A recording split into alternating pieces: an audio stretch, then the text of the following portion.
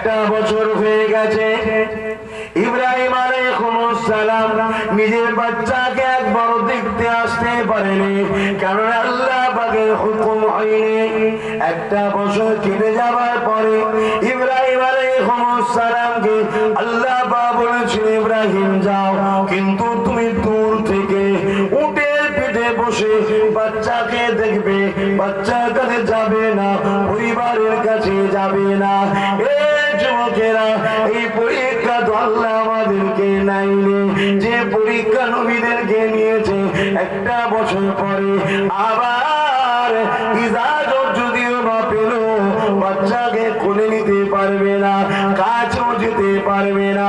এইভাবে কয়েক বছর কেটে যাওয়ার পরে আল্লাহ পাক কাবাকে নির্মাণের হুকুম দিল। ওই কাবা নির্মাণের আগে আর একটা কথা হয়েছে, শুনে রেখে দেন।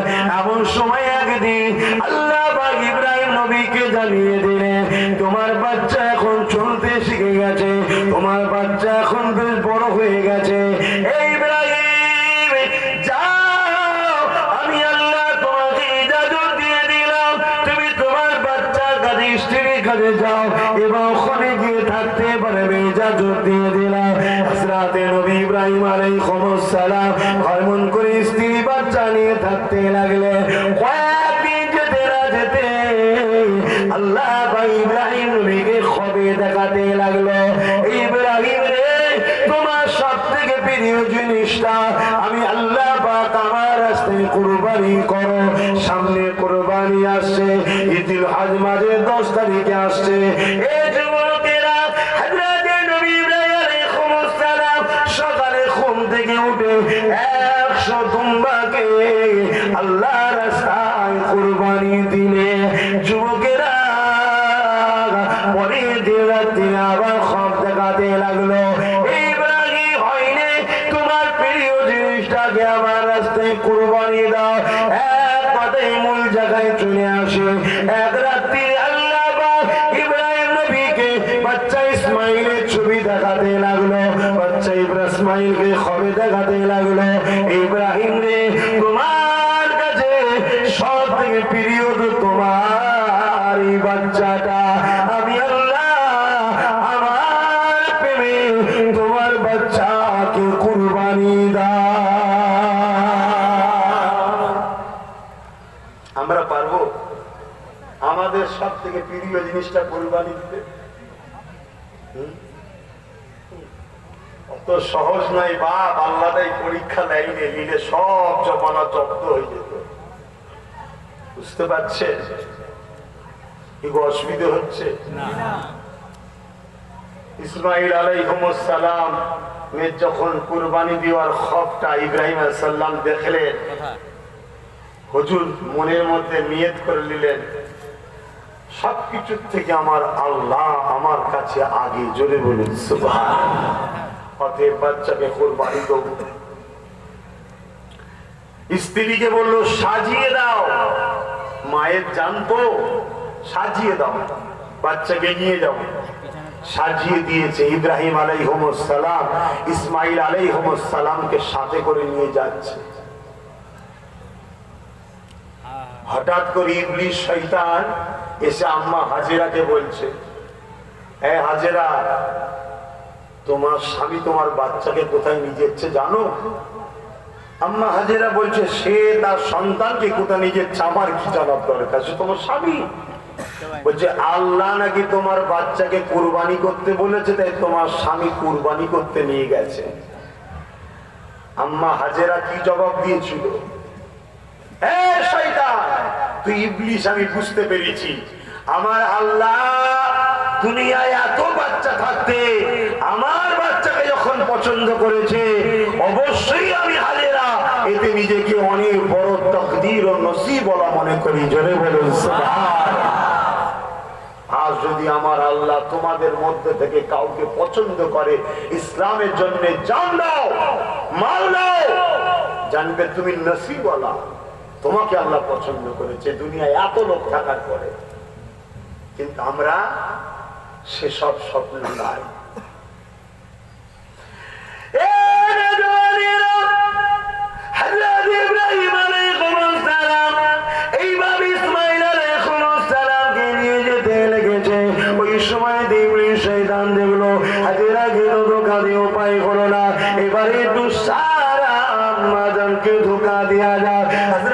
সারাকে যে ধোঁকা দিতে লাগলো, ও হযরত সারা তুমি কি জানো তোমার স্বামী তোমার বাচ্চাকে নিয়ে কুরবানি দিবার জন্য মিনাতে নিয়ে যেতে লেগেছে।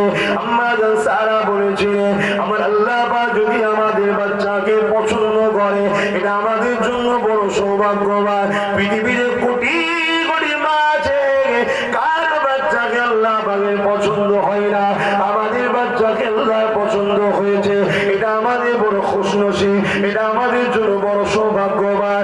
এই বৃষ্টি শয়তান বুঝতে পেরেছি দূর হয়ে যা। আমার আম্মা জানেরা, আমার আব্বা জানেরা, এই জিন্দগিটা দুনিয়ার পরীক্ষা জিন্দি। ছেলে পুলে কিন্তু তোমার জন্য পরীক্ষা জিনিস, বাপ মা কিন্তু ছেলেদের তোমাদের জন্য পরীক্ষা জিনিস। আল্লাহ মা বাপকে আটকানো যাবে না, আল্লাহর জন্য ছেলেকে আটকানো যাবে না। যদি তোমার দিনের জন্য তোমার জান মাল লাগে তোমাকে দিবার জন্য তৈরি হতে হবে। কিন্তু আজকে বড় দুঃখের ভিতর ইসলামের জন্য মাল দিই না, ইসলামকে মিটাবার জন্য মাল খরচ করে ইসলামের জন্য জান দিই না। ইসলামকে যারা মিটাতে চায় তাদের জন্য জান দিই, ইসলামের জন্য লড়াই করি না। ইসলামকে যারা মিটাতে চায় তাদের জন্য লড়াই করি।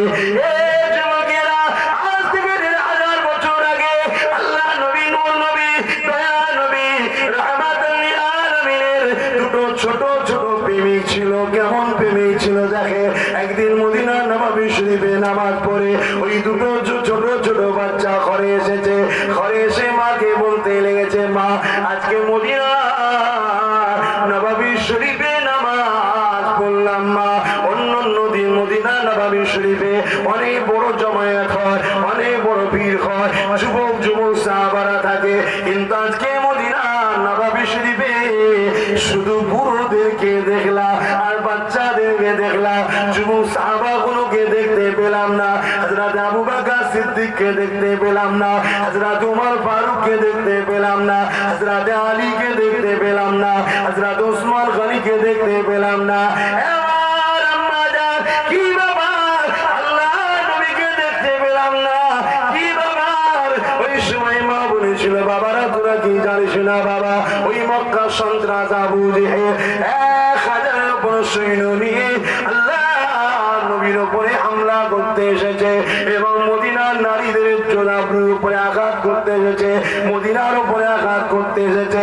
এই নবী পাকের খবরটা পেয়ে মদিনার বর্ডারে চলে গেছে সাহাবা খুঁজন্তিকে নিয়ে, কেননা নিজেদের জান মাল, নিজের রাষ্ট্র, নিজের দেশ এবং নিজের মা বোনেদের জন্য আবরু বাঁচাবার জন্য লড়াই করা এটা আল্লাহর যুদ্ধে করা।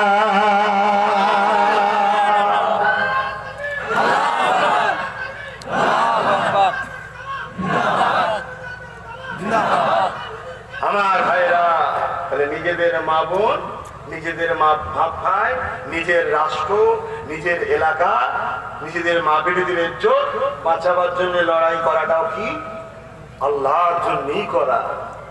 তা কিছু বুঝে আসছে? তাই তারা গেছে, এই যুবক সাহাবারা সব নবী পাকের সাথে সাথ দিয়েছে। বাচ্চা দুটো মাকে বলছে মা বড়দের বড় বড় ঘোড়া হয়, আমাদের তো ছোট ছোট ঘোড়া হবে না, কমসে কম বড়দের বড় বড় তরোয়াল হয়, আমাদের কি দুটো ছোট ছোট যুদ্ধের সামান তরোয়াল দিয়া যাবে? মা জিজ্ঞেস করছে বাবা ছেলে আমার আম্মারও শোনো মাইকের আওয়াজে, আহা তোমরাই শুধু পেটে বাচ্চা ধরেছো, তার মায়েরও যন্ত্রণা হয়েছিল, তাদেরও মায়ের ব্যথা হয়েছিল, তাদের মায়েরও 10 মাস 10 দিন ধরে বাচ্চাগুলোকে গর্ভে ধরে রাখতে হয়েছে। কিন্তু বাচ্চা আগে নয়, আল্লাহ রাসূল আগে, আল্লাহ আগে। জোরে বলুন সুবহানাল্লাহ। আহা আমরা আজকে আল্লাহ আল্লাহ রসুলকে ছেড়ে দিয়ে বাচ্চাদের জন্য জানমাল দিয়ে দিচ্ছি। এই জন্য আল্লাহ বিস্ফোরক থেকেও মারাত্মক করছে আমাদের বাড়ি। লাস্টে দেখা যাচ্ছে বুড়ি বুড়ো ধরে ছেলেরাই পিটছে, লাস্টে হচ্ছে না হয়নি? আর নিজেদের থেকে, নিজেদের বাচ্চাদের থেকে আল্লাহ আল্লাহ রসুলকে বেশি ভালোবাসুন, দেখবেন ঠিক বাচ্চা আল্লাহ এমন মানুষ করে দেবে ও আপনি কি সবসময় আব্বা আব্বা আম্মা আম্মা করবে। আহা দুটো বাচ্চা যখন বললো মা দুটো ছোট ছোট কি তরোয়াল হবে, মা জিজ্ঞেস করছে কি করবি রে বাবা তোরা? বলছে মা আমার নবীকে যে কষ্ট দেয় সে আবু জেহেলকে আমরা দু ভাই যেয়ে মারবো। আর কথা দিচ্ছি যদি মারতে না পারি আমরা মরবো, না মেরে কমসে কম মুখ তোমাকে আর দেখাবো না। জোরে বলুন সুবহানাল্লাহ। প্রেমিক দেখুন কেমন প্রেমিক, আহা প্রেম কাকে বলে। আর আজকে আমাদের প্রেম আমার নবীর সুন্নাতকে যারা মিটাতে চায় তাদের সঙ্গে বসে বসে আমরা গিলি। আমার নবীর মসজিদে আজান যারা মিটাতে চায় তাদেরই ঝান্ডা ধরে আমরা ছুটে ছুটে বেড়াই। আর বললে আমার আব্বাস সিদ্দিকীর উপর অনেকের রাগ হয়, তোর রাগেতে আমার বয়ে গেছে। কথা বুঝে আসছে না? আমি আমার আল্লাহ দিয়া জিন্দেগিলে কথা বলি, আল্লাহ দিয়া জবানে কথা বলি, আল্লাহ দিয়া হাত দিয়ে চলি, আল্লাহ দিয়া পা দিয়ে চলি, আল্লাহ দিয়া দিমাগ দিয়ে ভাবি, আল্লাহ দিয়া চোখ দিয়ে দেখি, আল্লাহ দিয়া রেজেকে খাই, আল্লাহ দিয়া পাকস্থলীতে হজম করি। আল্লাহ আল্লাহ আল্লাহ আল্লাহ আমাকে কেউ দেয় রে, অথচ আমি কাউকে চিনি না, আমি আমার আল্লাহ আল্লাহ রসুলকে চিনি। জোরে বলুন সুবহানাল্লাহ। মানুষ হিসাবে মানুষকে ভালোবাসবো, মুসলমান হোক, হিন্দু হোক, দলিত হোক, আদিবাসী যেই হোক, মানুষ হিসাবে মানুষকে ভালোবাসবো। বিপদে পড়লে আশ্রয় দেবো, বিপদে পড়লে সাহারা দেবো, একে অপরকে সহযোগিতা করবো, সব ঠিক আছে। কিন্তু আমার রসুলের দুষ মিটাবার, ইসলামকে যারা মিটাবে তাদের সঙ্গে কোনো কম্প্রোমাইজ নাই। তাতে যদি আমার জিন্দেগি দিতে হয় কোনো পৌরা নয়। শুনছেন না শোনেন না? তাহলে জিন্দেগি তো আমার নয়, আর আমি তবুই বাকি করে। এই জিন্দেগি আমার নাকি? আমি বানিয়েছি? কথা বলুন, আমি বানিয়েছি? অতএব এই জিন্দেগি তিনি দিয়েছেন, তিনার যখন মন যাবে নেবে, দুনিয়ার চেষ্টা করো পারবে না। এটা ঈমান। অসুবিধা হচ্ছে? আহারে, সামান্য গরমে আমাদের কষ্ট হচ্ছে। আর বাচ্চাগুলো দেখুন, ছোট ছোট বাচ্চা, ছোট ছোট হালকা বয়স।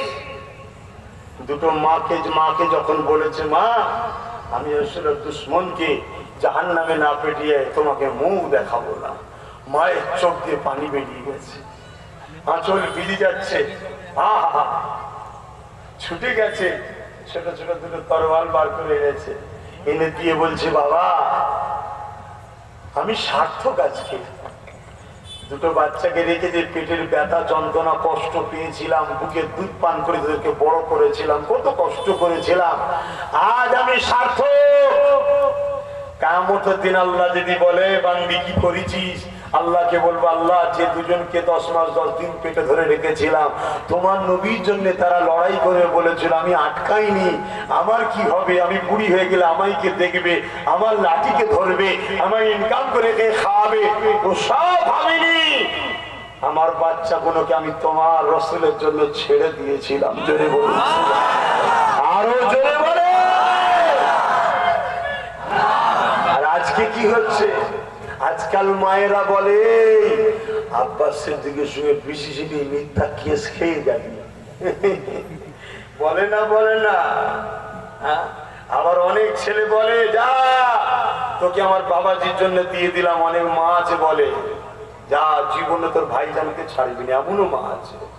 কিন্তু আমি ওই মাকে বলি, আব্বাস সিদ্দিকীর সঙ্গে মিশলে কেস খাবেন বলে, আমার সঙ্গে যারা মেশে না তারা কি কেস খাই না? খাই না, খাই না, আরো বেশি খাচ্ছে। দেখে যাও না, ঘোরাঘুরি যা হচ্ছে না, বলার মতো আর নয়। ধর্ম জলসায় এসছি তাই বেশি কিছু বলছি না, ঘোরাঘুরি হচ্ছে, আরো বেশি হচ্ছে। দ্বিতীয় নম্বর কথা, আল্লাহকে মানলে যদি মার খাবার হতে হয়, রসুলকে মানলে যদি মারই খেতে হয়, এই মার খাবার ভয়ে যারা দূরে থাকতে চাই থাকুক কে যাক, কিন্তু আমার বেলাল ছিল না দূরে, বেলালের প্রেমিক গুণও থাকবে না দূরে। জোরে বলুন সুবহানাল্লাহ। যারা বেলালের প্রেমিক নয় তারা দূরে থাকবে যাক। জেনে রেখে দেবে, নবীকে প্রেম করে বেলাল মার খেয়েও মরেছে, আর নবীর বিরোধী করে আবু জেহেলও কিন্তু মরেছে। বেলালের নাম শুনে আজও লোক কাঁদে, আর আবু জেহেলের নাম শুনে লোক থুতু ফেলে। বুঝছেন না? বুঝছেন না? বুঝছেন? হ্যাঁ, মরতে তো বাপ দুটো কি হয়েছে? নবী আমার যখন মেরাজে গিয়েছিলেন, আল্লাহ নবী বলেছিল, বেলাল কি এমন কাজ করলি রে? হাবশী দেশের কালো মানুষের গেল কালো কুৎসি মানুষ ও হযরত বেলাল আমার আল্লাহ যদি আমার কথা তোমাকে শোনায় মনে কষ্ট নিও না মাফ করে দিও কেন আমি তো তোমার জুতোটা না গোলাম বেলাল তোমাকে বোঝাতে চেয়েছি দুনিয়ার মানুষকে তাই একটু বলি তুমি কালো কুৎসি ছিলে দুনিয়ার লোক থেকে পছন্দ করতো না সমাজ থেকে নিজের পাশে বসতে দিত না ওই ধুলোতে বসে থাকতো এমন করে ছোট ইটে কোনো খেতে দিত গলায় বেলচেন দিয়ে ঘরের দরজায় যেমন পশুদেরকে বেঁধে রাখি ওইভাবে বেলালকে দাসী করে বাজারে বেঁধে বিক্রি হতো এমন করে আফসি দেশের মানুষ মক্কার বাজারে এসে বিক্রি হয়ে গেল মক্কার এক সন্ত্রাস বেলালকে কিনে নিল বেলালকে কিনে নেওয়ার পরে সে তার ঘরেতে বেলালের উপরে অত্যাচার জুলুম চালাতে লাগলো বেলালকে জুলুম করে কাজ করাতে লাগলো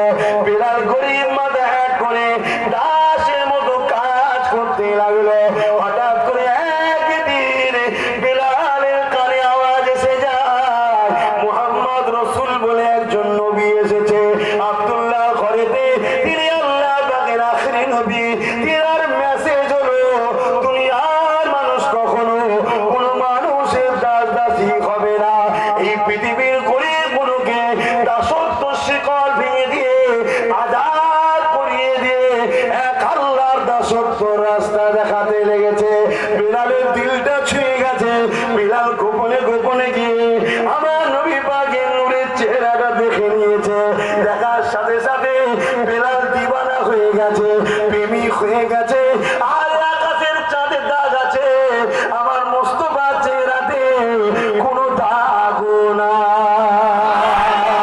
বেলাল তাই পড়ে নিয়েছে আশহাদু আল্লা ইলাহা ইল্লাল্লাহু ওয়া আশহাদু আন্না মুহাম্মাদান আবদুহু ওয়া রাসূলুহু এটা দিলের মধ্যে রেখে দিয়ে বেলাল দুনিয়ার মনিফের কাজ করতে লেগেছে কিন্তু আল্লাহ বলে দিয়েছে আমাকে যে ভালোবাসো আমি তোমাকে পরীক্ষা করব এই বেলালের দিনের গোপন খবরটা দুনিয়ার মনিফের কাছে আল্লাহ প্রকাশ করে দিয়েছে একদিন মনিফ বেলালকে জিজ্ঞাসা করতে লেগেছে এ বেলাল শুনলাম নাকি তুমি মুহাম্মদকে নবী বলে আল্লাহকে আল্লাহ বলে ইমানে কলেমা পড়ে নিয়েছো হযরত বেলাল চিন্তা করতে লেগেছে এই বেঈমান নিষ্ঠুরকে যদি আমি সত্য কথা বলি এ আমাকে জানে মেরে দেবে আর মিথ্যা কথা যদি বলি আমি তাহলে কেমন আল্লাহকে ভালোবাসলাম যে আল্লাহ মিথ্যাকে পছন্দ করে না আর আমি আল্লাহকে কষ্ট দেবো মিথ্যা বলে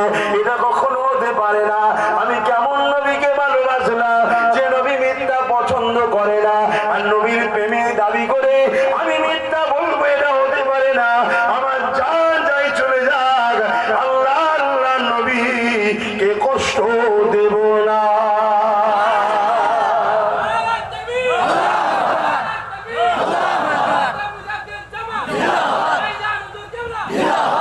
আর আজকে আমরা কি করি খুশি করে মিথ্যা বলি খুশি করে আনন্দ করে হ্যাঁ বলেন না বলেন অনেক সময় দেখেছি ধরেন আমার পরে কারো দাওয়াত ছিল হয়তো কোনো বক্তা কমিটি এসে বলছে হুজুর 10 মিনিটের মধ্যে ঢুকে যাবে একটু ধরেন তাই আচ্ছা ঠিক আছে চলো অসুবিধা হয়ে গেল ভাই 15 মিনিট হয়ে গেছে রে বলছি এই এসেই গেল বলে কথা শুনছেন না শোনেন তারপরে আবার 10 মিনিট কি হলো বলছে আমাদের কত বললো এখন সুইচ অফ দেখছি হয় না ইমান কোথায় আমাদের শোনো যুবক তোমরা কি ভাবো নিজেকে আমি জানি না আমি আব্বাস সিদ্দিকী আমার কথা বলছি বাপ তোদের কথা বলবো না তোরা হয়তো আল্লাহর ওলি মানুষ জান্নাত তোদের জন্য হয়তো অপেক্ষায় আছে দিন রাত তোদেরকে হুরেরা বলে হয়তো কবে আসবে খেদমত করবো আসো না গো দেখা সাক্ষাৎ হয়তো হয় তাই তোমরা বেশি আগে আছো আমাকে কই কোনোদিন দেখাও দেয়নি কোনো হুড়ো বলে না যে তোমার জন্য আমি রেডি আছি চলে আসো তবে আমি আব্বাস সিদ্দিকী আমার কথা বলছি আমার জান্নাত যাওয়ার কোনো রাস্তা নেই আমি আমার কথা বলছি আমার জান্নাত যাবার কোনো রাস্তা নেই আমার জান্নাত যাওয়ার একটাই রাস্তা খোলা আছে। আমি এখান থেকে নবীকে ভালোবাসি, ওই ভালোবাসাই যদি আল্লাহ দয়া করে বলে যা আমার বন্ধুকে ভালোবেসে দি, বেরো যা জান্নাতে ঢুকে যা, তাহলে হয়তো আমি ঢুকতে পারবো না। আমার ইবাদত, নামাজ, রোজা, দ্বীনের খেদমত, কাজ কাম, আমি মনে করি সাহাবাদের কাছে আমাদের কর্মকাণ্ডটা কিছুই নয়। তাহলে তোমরা কি ভাবছো আল্লাহ? তাহলে কি হাল ছেড়ে দেবে? হাল ছেড়ে দেবে না। আল্লাহ বলেছে লা তাখনাতু মির রাহমাতিল্লাহ, আমার রহমত থেকে নিরাশ হোস না। বান্দা কত গুনাহ করেছিস, শোনো যুবকরা, এবার তোমাদের বিষয়ে আল্লাহ কি বলেছে। কত গুনাহ করেছিস রে এ বান্দি, কত গুনাহ করেছিস। এক পৃথিবী, দুই পৃথিবী, কোনো চিন্তা করিস না, শুধু একটা কাজ কর, মাথাটা নত করে দিয়ে একবার বল যে খোদা আমি ভুল করেছি, আমি মাফ করে দেবো। জোরে বলুন, আরো জোরে বলুন।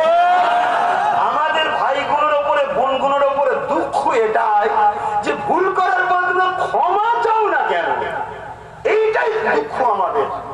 ভুল তো মানুষই করবে রে বাবা, কিন্তু ক্ষমা চাও আল্লাহর কাছে, মাথা নত করো। এই যে মাহফিল আজকে তওবা পড়ানো হয়, দোয়া চাওয়া হয়, নিজের গুনার কথা সব ভাবতে হবে।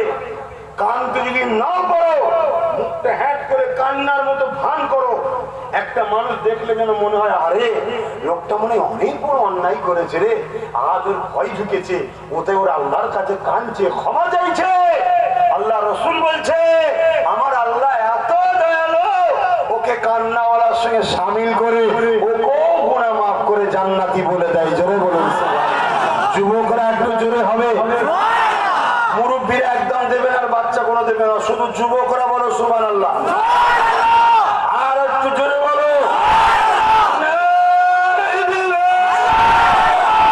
এই জন্যই আব্বাস সিদ্দিকীর দুশমন বেশি, আমার খদ্দের যুবক বেশি। কেন ওরা জানে, ওরা জানে যুবকই সবকিছু। এই পৃথিবীর স্টারিং এইদিকে ঘুরছে এখন, এই যুবকগুলো যদি চেষ্টা করে পুরো উল্টো ঘোরাতে পারবে, যুবকরাই পারবে, ঠিক না বেটি? তাই রাসূল বলেছিলেন আমার সেই যুবকগুলো কোথায়? হযরতে আলী কই, হযরতে তালহা কই, 18-19 বছর বয়স সবাই, ওদেরকে ডাক। আবু বকর তোমার দ্বারাই হবে, ওই দিক ওই ডাক, যুবকগুলোকে ডাক। সবসময় নবী যুবকদের খুঁজতেন, শুনছেন বা ভাই আমার, তোমাদের দাম কত? যুবকদের সম্বন্ধে আর গুণগুণ সম্বন্ধে একটা মেসেজ দিচ্ছি, শোনো। এই পৃথিবীতে বুড়ো আর বুড়িরা যতই সেজদা দিক, আল্লাহ খুশি, খুশি নয়, নেকি দেয়, নেকি দেয়। আল্লাহ বলে যেই সেজদা দিক আমার কুদরতি কদমে পড়ে। জোরে বলুন সুবহানাল্লাহ। এখন আমার আব্বা আম্মারা মনে দুঃখ করবেন না, আপনারা তো যুবক যুবতী ছিলেন, তখন কি করে ফেলেছেন আপনারা, খেলা সামলান না। এখন আমাদের প্রিয়, ঠিক না বেটি? তাহলে আপনারা কি বাদ না, আপনারা তো দোয়া করবেন আমাদের জন্য, যেন আপনাদের বাচ্চাগুলো আল্লাহর ওলি হতে পারে। কি দোয়া করবেন না বাপেরা? হ্যাঁ, কিন্তু যুবক বয়সের মেসেজ, যুবতী বয়সের মেসেজ কি? যখন কোন যুবক আর যুবতী জমিনে সেজদা দেয়, বিশেষ করে গভীর রজনীতে, আমার আল্লাহ বলে ফেরেশতা দুনিয়া ঘুমোচ্ছে, ওই যুবকগুলো, ওই যুবতীগুলো, আমার বান্দা বান্দিগুলো কি করে এই কঠিন ঠান্ডায়? আল্লাহ গো, যেখানে মানুষ কম্বল মুড়ি দিয়ে ঠক ঠক করে কাঁপছে, তোমার ওই যুবক যুবতী একদল বান্দা বান্দি, তারা উজু করে নিয়ে তোমাকে, তোমার কুদরতি কদমে তারা মাথা নত করে দিয়েছে। জোরে বলুন। ফেরেশতা বকে, আল্লাহ বলে শোন, এই গুণ হলো আমার স্পেশাল খাস বান্দা। জোরে বলুন সুবহানাল্লাহ। আমি গল্প বলছি না আমার যুবকরা রে, তোমাকে যিনি সৃষ্টি করেছে তিনি বলছেন কোরআনে, আমি সেই কোরআন পড়ে তোমায় শোনাচ্ছি তিনার কথাটাকে। এই আমার সোনার ভাই যুবকেরা, কত ভালো হবে। আরে হালকা বয়সে তো গান ফান শুনে ফেলেছো, সিনেমা টিনেমা যাত্রায় চলে গেছো, কোথায় দিঘায় দিঘায় যে জুতো ফুতো দেখে ফেলেছো, হালকা বয়সে হয়ে গেছে, আর কি করা যাবে। কিন্তু ভালো কাজটাও তো করো, আল্লাহকে তো সেজদাটা দাও, রুকুটা দাও, মাঝে মাঝে ঘুরতে ঘুরতে আল্লাহ আল্লাহ করো, দরুদ শরীফ পড়ো, কখনো মা বাবার একটু পাটা টিপে দাও, হালাল ইনকামের পয়সা থেকে কখনো মাকে একটু নজরানা, বাপকে একটু নজরানা দাও। দেখবে তাদের দিলটা খুশি হয়ে যাবে, দোয়া করে দেবে, রুজিতে আরো বরকত হয়ে যাবে, অনেক কিছু হয়ে যাবে। এগুলো তো একটু করো, একেবারে বেরিয়ে চলে গেলে হয়। শোনো আমার যুবক ভাইরা, তোমাদের জন্য আল্লাহ জান্নাতে কত কি রেখেছে। একটা জান্নাতে যেমন এখানে কি বলে, সি বিচ বলে জানো তো, সাগরের পার্কে বিচ বলে না, সি বিচ বলে তো নাকি, সাগরের পাড়ে ঘুরতে যাই তো। হ্যাঁ, ওখানে গিয়ে যদি আর কোনো ছেলে এদিক ওদিক তাকাতাকি বেশি বেশি করে, কি করে, বেশি এদিক ওদিক তাকাতাকি করে, ধরেন একজনের দিকে বারবার ঘুরে ঘুরে দেখছে, তা কি করবে সে বেচারি, দেখেছি অজন্তা কোম্পানি জুতিয়ে মুখ ছেড়ে ফেলবো, আর তাকাবে নিয়ে কি কি করবে সে বেচারিও কি। আর এ ছেলে হালকা বসে করেও ফেলেছে, আল্লাহ হিদায়াত করুক, বলুন আল্লাহুম্মা আমিন। কিন্তু শোনো, দুনিয়ায় যারা এইগুলো করবে না তাদের জন্য আল্লাহ মেসেজ রেখেছে, যদিও হয়ে যায় তওবা দিল্লাহ, আজ থেকে করে দাও, জানতে না করে ফেলেছো, বলবে আল্লাহ যেদিন শুনেছিলাম সেই দিন থেকে তওবা করে দিয়েছি, তার আগে পর্যন্ত পিদিগুদি করে ফেলেছিলাম, আল্লাহ পাক দয়ালু মাফ করে দেবে। শোনো, জান্নাতে আল্লাহ সাগর রেখেছে, তারও সি বিচ আছে, সেখানেও ঘুরতে যাবে জান্নাতীরা। এই যুবক তোমরা যাবে, বলো ইনশাআল্লাহ, বলো ইনশাআল্লাহ, ভালো হয়ে যাও, ঘরে ছেলে ঘরে আসো, আমরা যাব ঘুরতে। সেখানে আল্লাহ কারে হাজারো কোটি ঘুরছে, যার দিকে একবার তাকাবে দ্বিতীয়বার তাকাতে হবে না, দেখবে পিছন ধরে নিয়েছে, লাস্টে বলবে চলো, তোমার জন্যই তো আল্লাহ হাজার হাজার বছর ধরে আমাকে বানিয়ে রেখেছে, আমি তো তোমার খাদমত করব। জোরে বলুন সুবহানাল্লাহ, আরো জোরে বলুন। তাদের রূপের বর্ণনা করা শেষ করতে পারবো না, নবী যতটুকু বলেছে, তারা যদি কোনো জায়গায় থুতু ফেলে দুনিয়ার সমস্ত পানিটা মিষ্টি হয়ে যাবে। জোরে বলুন সুবহানাল্লাহ। জাফরান দিয়ে, মুস্ক দিয়ে তাদেরকে তৈরি করা। আহা, চলো এসব দুনিয়ার লোভ লালসা ছাড়ো। কি গো ছেলেরা, যুবকরা, কি গো ফিরে আসবে তো নাকি? আসো, ফিরে আসো, আল্লাহ দিনের জন্য আসো। কত কষ্ট করেছে সাহাবা নবী আলাইহিমুস সালামরা, আল্লাহর ওলি বান্দারা কত কষ্ট করেছে। আমি কোন কথা বলতে গিয়ে চলে গেলাম? হ্যাঁ, আল্লাহ পাক বলে, আমার রাসূল বলে, যখন কেউ যুবক যুবতীরা নামাজ পড়ে সিজদা করে, আহা, আমার আল্লাহ এত খুশি হয়ে যায়। ফেরেশতাদেরকে তখন বলে, ফেরেশতা তোমরা জানো আমি আল্লাহ পাক আমার নাম কা খা, আমি আল্লাহ এই দুনিয়ার উপরে আমার বান্দারা যা গুনাহ করছে, আমি আসমানকে লোহা বানিয়ে দিতাম। এ আল্লাহ পারে না পারে? জোরে বল, এক ফোঁটা পানি দিতাম না দুনিয়াকে। কিন্তু যখন আমার এই গভীর রাত্রির বান্দা বান্দি যুবক গুলো আর মেয়েগুলো যুবতীগুলো সেজদা করে, এদেরকে দেখে না আমার রাগ ঠান্ডা হয়ে যায়। আবার আমি দুনিয়ার উপরে পানি দিই, বর্ষণ করি, আবার দুনিয়াকে ঠিকভাবে তার ধান, খাবার, খাদ্য সব এদের জন্য আবার তৈরি করি। জোরে বলুন সুবহানাল্লাহ। তোমাদের দাম কত? কিন্তু দুনিয়ার ধোকায় পড়ে তোমরা কোথাও মেলাতে, ফাংশনে, যাত্রায়, ক্লাবে, পাটিয়া বিষে ইদি কুদি হই হই করে কাটাচ্ছ। না গো আমার ভাই, তোমাদের কাজ এটা নয়। বলবো না থাকবে? আল্লাহ পাকের নবীর উম্মাত দুটো, ছোট্ট ছোট্ট বাচ্চা দুটোর কথা বলছিলাম, মনে আছে? তার আগে বেলাল হুজুরের কথা বলছিলাম, মনে আছে? অনেকে মনে করে যে হকের পক্ষে থাকলে মার খেতে হবে, জেল খাটতে হবে, আব্বাস সিদ্দিকীর পাশে থাকা যাবে না।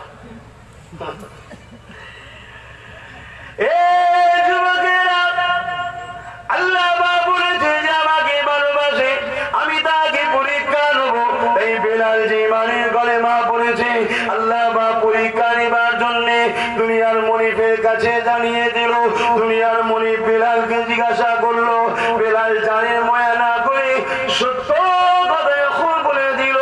দুনিয়ার মনিফ বেলালের পায়ে হাতে গলায় শিকল বেঁধে টেনে টেনে টেনে টেনে গরম এলাকা মক্কার বাজারে পাথরের উপরে শুইয়ে দিল। পাথর গরম আগুন হয়ে আছে, নিচ থেকে পিঠ পুড়ে ছাড়খার হয়ে যাচ্ছে। এইভাবে শুইয়ে দিয়ে তার বুকে বাড়ি পাথর চাপিয়ে দিল। চাপিয়ে দিয়ে বলতে লাগলো, বেলালে আল্লাহকে নবী দলকে ছেড়ে দে, নাই তোকে জানে মেরে দেবো, কষ্ট দেবো, হত্যা করবো।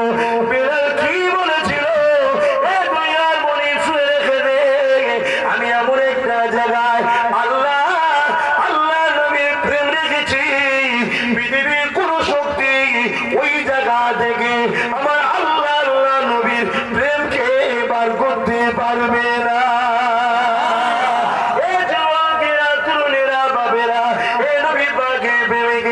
বেলাল যখন আসমানের দিকে চেয়ে আল্লাহ আল্লাহ আল্লাহ করে ডাকে, কলেমা যখন পড়ে রডকে গরম করে দিয়ে বেলালের ঠোঁটে চাকা দিতে লেগেছে। বেলালের ঠোঁটটা পুড়ে যাচ্ছে, বেলালের জিভটা পুড়ে যাচ্ছে। তথাপিও বেলাল আল্লাহ আল্লাহ নবীকে ডাকতে ভুলেনি। আজ আমরা তোমাদেরকে দরুদ পড়তে বললে কষ্ট হয়, পড়তে চাও না। কলেমা পড়তে বললে পড়তে চাও না। আরে সেই তাদের উপরে কলেমা পড়ার জন্য কত জুলুম হয়েছে, তারা কিন্তু জান দিয়ে দিয়েছে, কলেমাকে ছাড়েনি। কেন? তারা দেখে নিয়েছে এই সামান্যটুকু 70 বছরের জিন্দেগির জন্য আখিরাতে জান্নাতে দিতে রাজি নয়। এই 70 বছরের কষ্টের বিনিময়ে আল্লাহ পাক আমাদেরকে এমন একটা জান্নাত দেবে যে জান্নাতে কোনো জিনিসের অভাব থাকবে না।